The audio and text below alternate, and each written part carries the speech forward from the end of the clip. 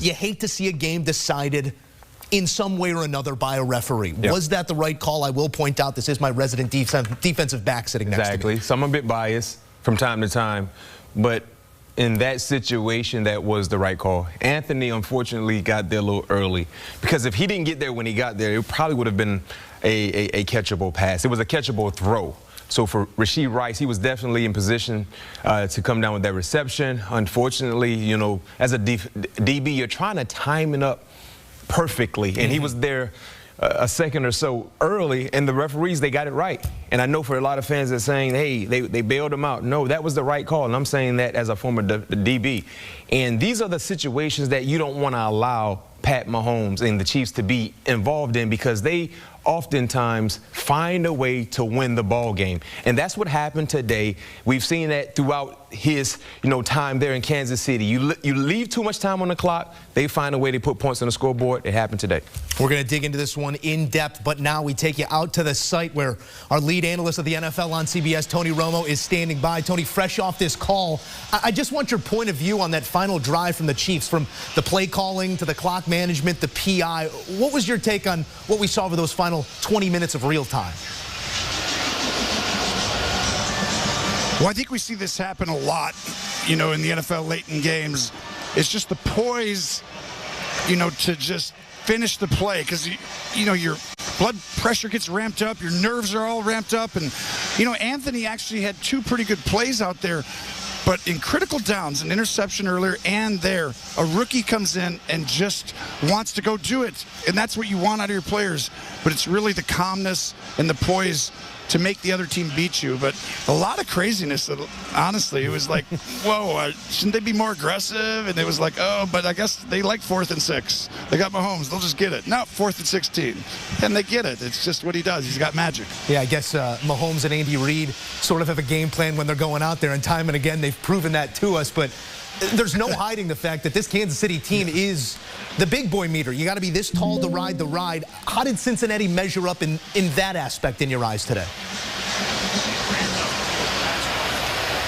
Oh, I think the fact that they had a chance to win shows you that they still always feel comfortable, going against Kansas City. And I just think that they got to shore up their run game defense. It was just 2 weeks in a row. I mean, now it's becoming a trend a little bit. Now they are going to get help when Chris Jenkins Jr., ends up getting healthy, and he's a young rookie who's going to really help, I think, up front. But there's just too many holes right now there. I think Lou Anarumo is incredible, and he's doing a great job disguising it, and part of the game plan was to do that against Mahomes and then stop him in the red zone. But just too much space right now for them there.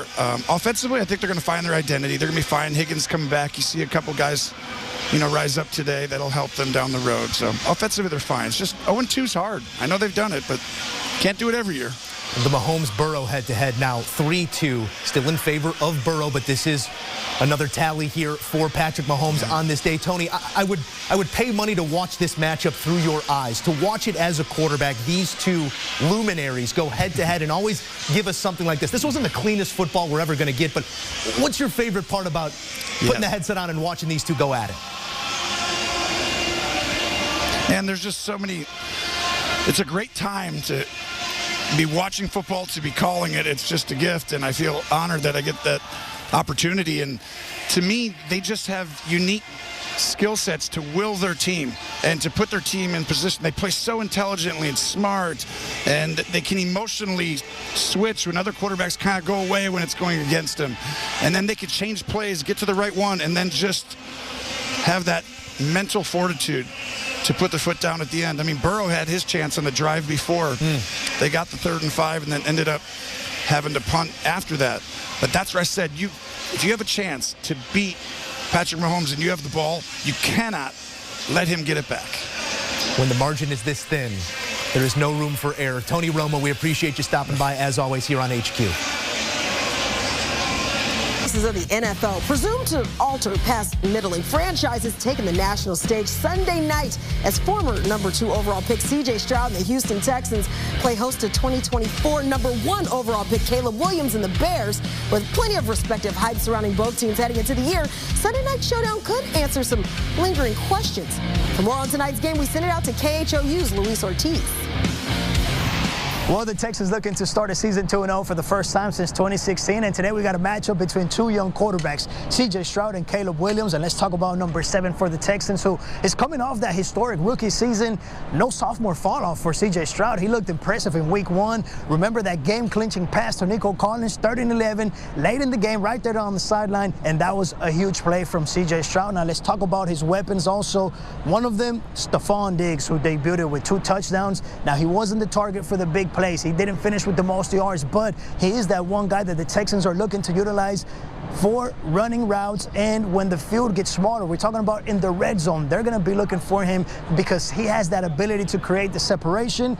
And as far as his impact on the other 2 receivers, Tank Dell and Nico Collins, well, all training camp and all season he's been like a tutor to them, teaching them the ropes. And let's talk about the running game, because we know in the NFL, if you can get the running game going, then everything else starts to go your way. Joe Mixon, 159 yards in his Texans debut. Now, we can't expect for him to get 30 carries per game all season long, but one thing that DeMeco Ryans did say after that week 1 win was that the team needed to see that they can do it. What a 180 for the Texans rushing offense after a few years having one of the worst running games in the NFL. Now they can see it on tape. They saw it on the field that they can run the ball. Texans will play on Sunday Night Football for the first time since 2019. The roof is supposed to be open today for the first time since 2021. It'll be a fun one here at NRG Stadium. Well, maybe the lights can sometimes be just a little too bright. Check out the longest losing streaks on Sunday night. Well, the Bears currently 7 Sunday night games all in the loss column, tied for the 3rd most in NFL history. Currently the lone active Sunday night streak, but here's the kicker. All 7 of those games have been lost by at least 10 points. Well, will the light finally shine? Sam, congratulations, and what a win for your team today. San Francisco never led in this one, and we'll get to the offense in a minute, but have to start with your defense. 5 sacks, 7 tackles for loss. They were outrageous today. What can you say about that unit? Yeah, man, our defense played really well. Special teams stepped up as well with the block punt. We have a lot to improve on offense, but, you know, it was a good win against a really good team. Yeah, expound upon that offensively. What do you feel like needs to improve before next week? Yeah, just operation, I think, and then just cleaning up my feet in the pocket, going through my progressions. But, hey, a win's a win. We'll take it. But we've got a lot to learn, and I'm excited to move forward. Lastly, I just want to ask you about your teammate, Justin Jefferson. Of course, we hope he's okay with that quad injury, but you talked to us about the developing connection between the 2 of you this week, and it certainly looked great on that 97-yard touchdown. What did you see on that? Yeah, I mean, we got a similar look that we wanted, and I just knew that Jess would go up and get it if I gave him a chance. So he'll be all right. I heard he'll be all right, so we'll see, though. Glad to hear it. Thanks, Sam. Appreciate it. Thanks, Melanie. Well, good to hear from the quarterback there. Sammy D feeling quite comfortable. Longest home win streaks against a specific opponent.